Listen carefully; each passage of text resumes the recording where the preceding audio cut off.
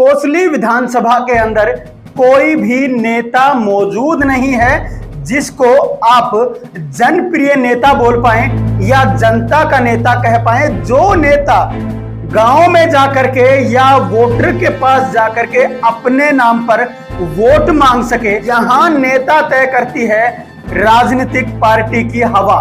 राजनीतिक पार्टी की हवा कैसी है, वही पार्टी अपने नेता को जितवा पाएगी। वो जिस किसी को भी यहां से टिकट देगी वही नेता यहां से जीतता है। नमस्कार, आप देख रहे हैं स्टेट न्यूज हरियाणा और मैं हूं अमित अमन। आज एक बार फिर से हाजिर हैं आपके सामने।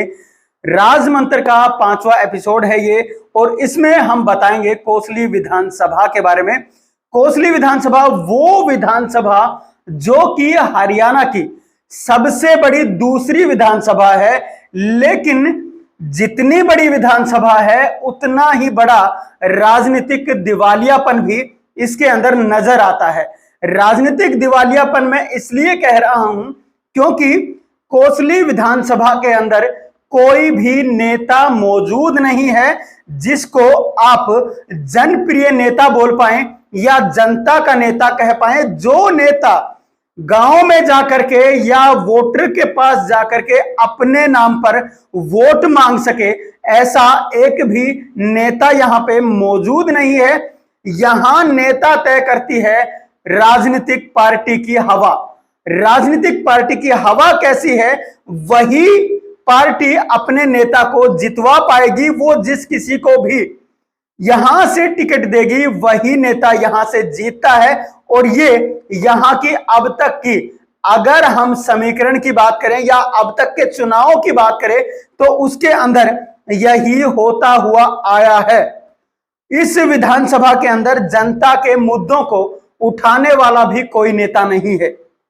ये मैं इसलिए कह रहा हूं क्योंकि यहां पे आपको ना तो पक्ष नजर आएगा और ना ही विपक्ष नजर आएगा। जब चुनाव होंगे तो ढेरों ढेर और भारी तादाद में आपको यहां पे नेता नजर आएंगे जो कि आपके डोर टू डोर भी आएंगे, आपको हर जगह मिले भी गए और आपसे वो राम राम श्याम श्याम और दुआ सलाम भी आपसे करेंगे।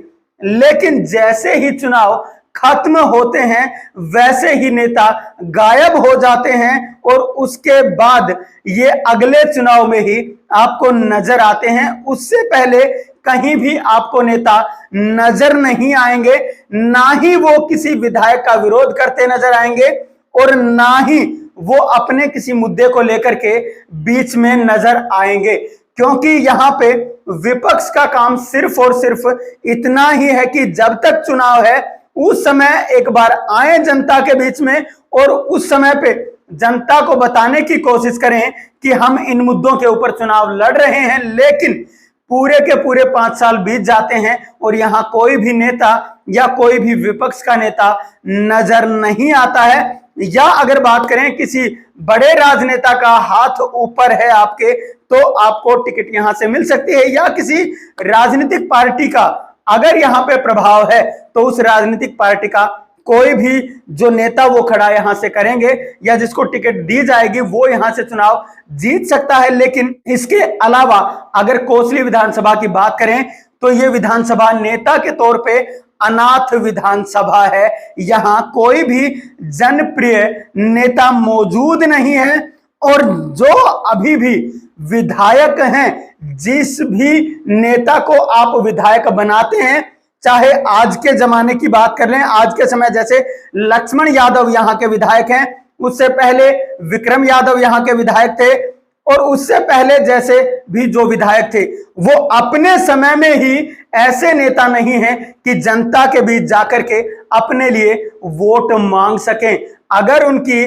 जो विधानसभा की सदस्यता है वो रद्द कर दी जाए या फिर उनको विधानसभा से बाहर कर दिया जाए और दोबारा बोला जाए कि आप चुनाव लड़ने के लिए मैदान में जाएं, तो वो नेता अपने लिए वोट नहीं जुटा सकते। तो राजनीतिक विरासत की अगर कोसली की बात करें तो यहां ऐसा कोई भी नेता नहीं रहा जो कि अपने दम पर वोट मांग सकता हो, और ना ही आज कोई ऐसा नेता है जो अपने दम पर इस विधानसभा के अंदर जाकर के ये कह सके कि मुझे आप वोट दीजिए और जनता उसको जनप्रिय नेता मान करके वोट कर दे।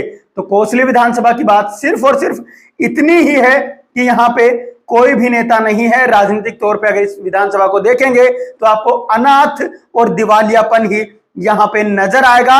अगले एपिसोड में हम अटेली विधानसभा का जिक्र करेंगे कि उस विधानसभा की जो राजनीति है वो कैसी है। नमस्कार, धन्यवाद, जय हिंद, जय भारत।